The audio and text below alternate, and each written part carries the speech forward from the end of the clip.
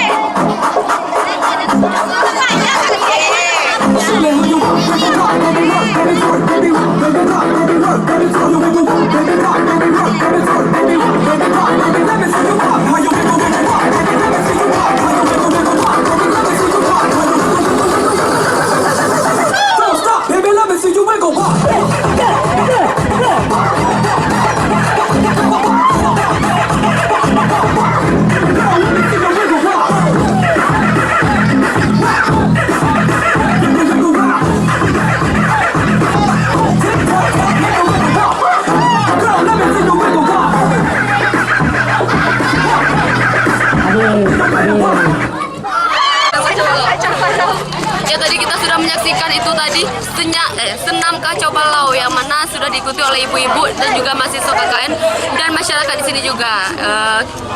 Apakah perlombaan selanjutnya? Mari kita lihat sama-sama.